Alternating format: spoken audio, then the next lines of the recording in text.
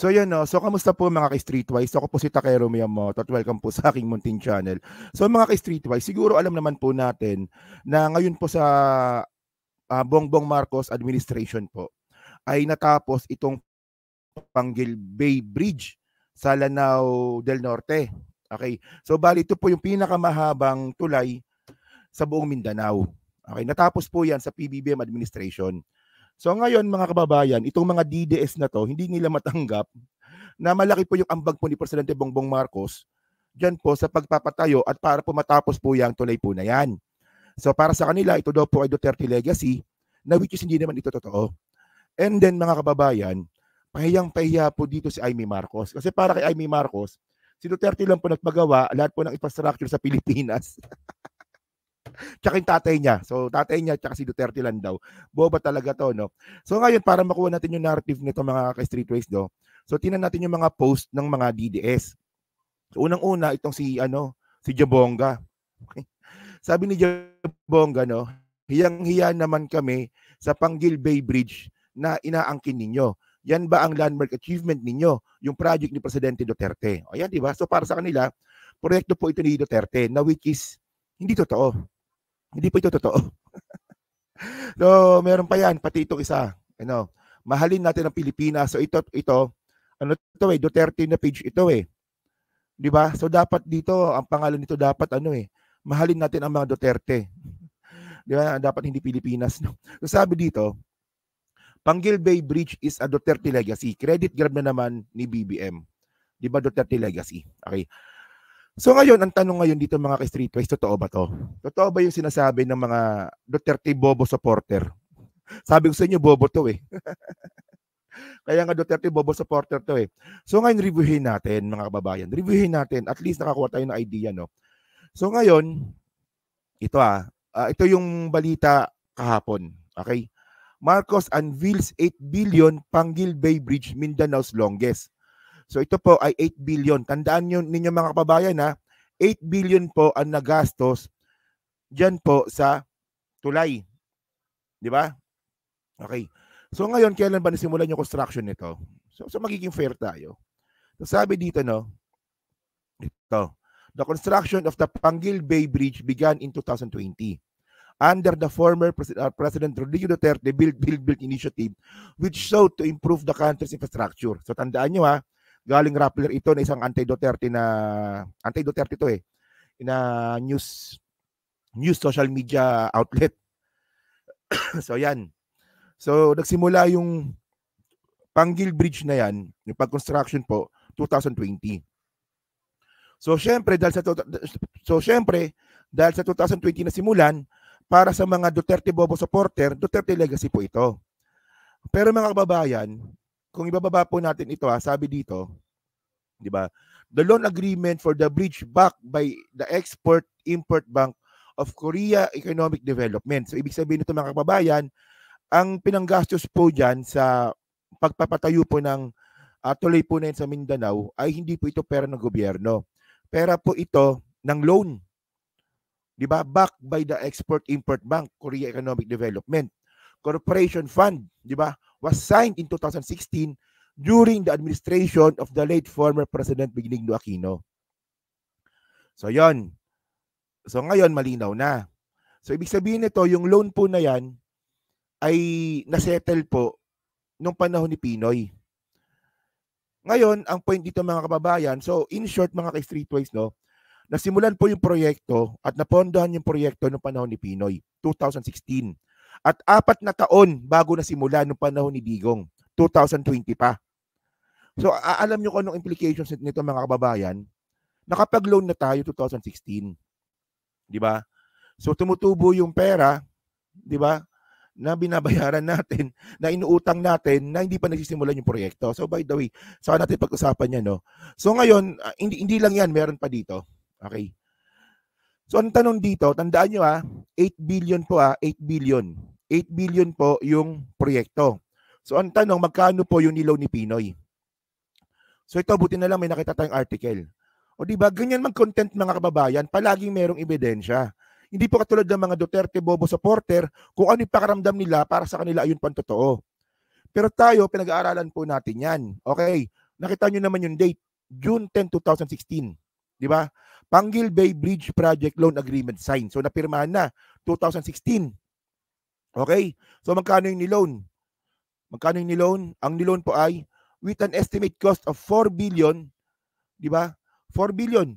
4.2 billion is to be funded by KZIM, while the remaining 5 million will be funded by the Philippine National Budget.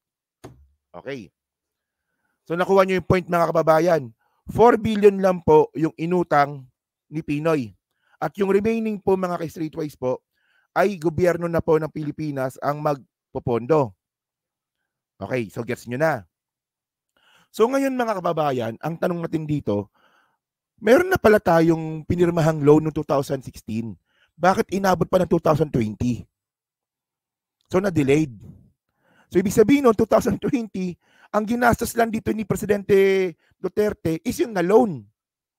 Nakuha nyo yung point? Tandaan nyo 8 billion po. 8 billion po yung project. Siyempre, malaman tumaas na po yung cost ng proyekto kasi nga inflation, di ba? So, sa 4 billion po, mga kababayan, sa 4 billion po na loan, 8 billion po yung project. Oh, so ibig sabihin may kulang pa. Di ba? So ngayon, mga kababayan, ito kasi ito yung mga nakita ko Oh.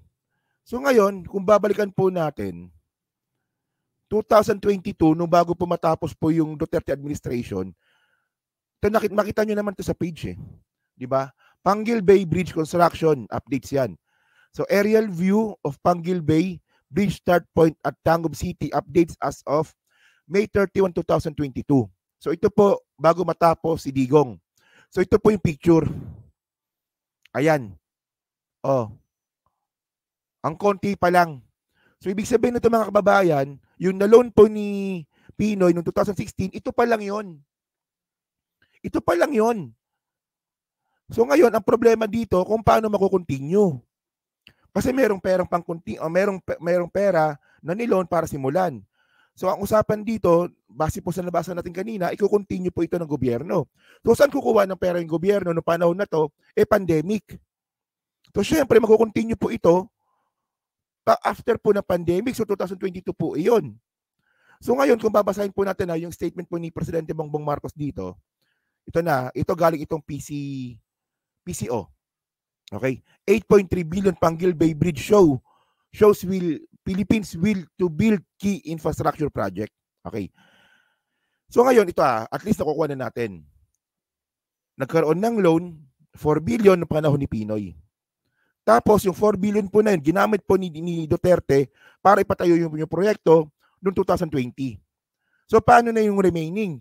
So kung 8 billion po yung proyekto, so saan kinuha yung almost 4 billion pa na kulang? Nung natapos nga si Duterte, ito nga lang yung ito pa lang yung Panguil Bridge nung natapos yung termino ni Presidente Presidente Duterte So para kasi sa akin, mga kababayan, napaka-unfair po na sabihin na hindi, Duterte lang yan, Duterte legacy lang yan. The which is, ang totoong nangyari dito, to be fair, mga kababayan, nagsimula ang proyekto po na to na makakuha ng pera noong panahon ni Pinoy. Tapos yung nakuha ang pera ni Pinoy, di ba, yung na-loan ni Pinoy, sinimulan ni Duterte noong 2020. Tapos, nung kinulang yung pera, si Presidente Bongbong Marcos yung nagpatuloy. Ganun lang naman yun, mga kababayan. So ngayon, ang lumalabas dito, di ba 3 presidente ang dinaanan po ng bridge na yan. Ang problema po kasi sa mga Duterte supporter, para sa kanila, si Duterte lang po yan. Kay Duterte lang talaga yan. Tayo mga kababayan, inaamin natin, di ba? Tayo, ayaw natin sa mga dilawan, pero inaamin natin na nagsimula yan kay Pinoy. Ayaw natin sa mga Duterte, pero inaamin natin na yung construction, sinimula ni Duterte, kahit late na. Pero yung nagpatuloy po ng proyekto at pondohan po yung proyekto, si Presidente Bongbong Marcos na. So paano ko nasabi? Ito, sabi dito sa mismong statement mo ni PBBM, galing tong PCO.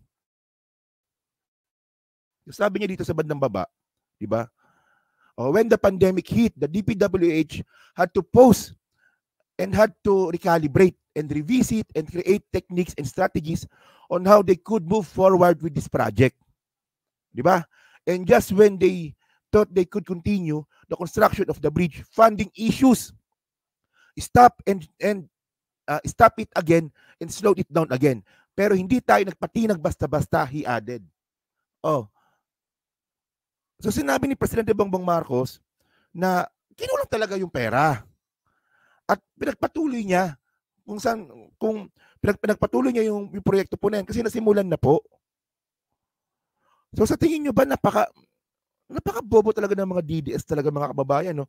So ngayon mga ka-streetways, no? So dahil po dito, pahiya ngayon dito si Amy Marcos.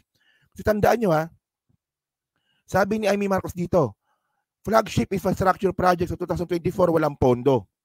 Ito nabalita ito noong 2024 lang din, nung February. Isipin nyo sabi ni Amy Marcos, walang pondo daw sa 2024 yung infrastructure project. So ang tanong dito, paano natapos yung Panggil Bridge na yan kung walang pondo?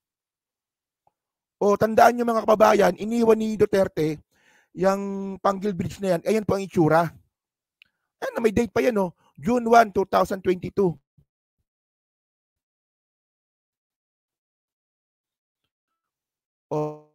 Nung na-Panggil Bridge. Ngayon, kung walang pondo pala, itong Bongbong Marcos administration, tulad ng sinasabi ng atin yung tatanga-tanga, hindi pa ba natapos yung proyekto po na yan? Kasi ganyan po iniwan ni Duterte yan. Nakuha niyo yung point ko mga babayan. Bobo po talaga itong mga to So ngayon, alam nyo, ang tawag kasi dito mga streetwise propaganda. Tandaan nyo huwag po natin kakalimutan. 3 years ago na balita ito. Nung natapos po yung termo ni Duterte. Okay. Sabi ni NEDA, 18 of 112 build projects done by time Duterte gun.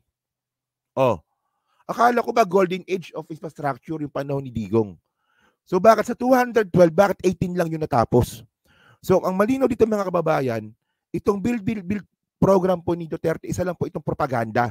At nagpauto naman kayo mga DDS, kayo mga buwakan ng ina kayo. Isama mo pa si Amy Marcos, no? Ewan ko ba? So ayun lang, no? Kasi medyo, medyo natatangahan lang po talaga ako. Kasi para sa akin, napaka-unfair na i-discredit mo yung ginawa ng tao. Tayo kinikredit nga natin si Digong na si Duterte nagsimula ng construction. Kasi ayun talaga ang totoo. Tapos tayo kinikredit din natin si Presidente Pinoy na yung pondo nagsimula sa kanya. Kasi sa kanya napirmahan yung loan agreement. So ibigin natin yung credit sa mga taong dapat bigyan ng credit. Hindi yung, kung meron man ditong sinasabi ninyo na, ano ba sabi ni Jabonga dito? Credit grabber, di ba? Sabi ni Jabonga. Credit grabber daw. Yang naman kami. Credit grabber daw inaangkin. Credit grab daw sabi ng mga Duterte group. Kung meron mang credit grabber dito, kayo yun. Kasi hindi nyo kinikredit yung loan na pinirmahan ni Pinoy para masimulan yung proyekto at hindi nyo rin kinredit yung paghanap ng pondo ni Presidente Bongbong Marcos at yung pag-continue po ng construction ng Panggil Bridge. Kung meron mang credit grabber dito, kayong mga DDS kayo yun. Di ba? Ewan ko ba, no? So yun mga streetwise na. So kayo po, pumasabi nyo nga po dito sa katangahan na namang ginawa ng mga Duterte supporter at saka pahiya dito si Amy Marcos. Kasi para kay Amy Marcos, ang golden age of infrastructure, wala sa kapatid niya, na kay Duterte. Ewan ko ba, no? So yun, nasa pa-comment lang po sa baba, binabasa ko pong lahat yan. At syempre, dyan po sa Team Replays, syempre, pa-like, pa-comment, and then pa-subscribe na lang din po. And then, pa-share na rin po ng video po na to kung hindi naman po kalabisan. So maraming salamat sa inyo mga kababayan. Kita na lang ulit tayo sa susunod na video. Salamat, bye-bye.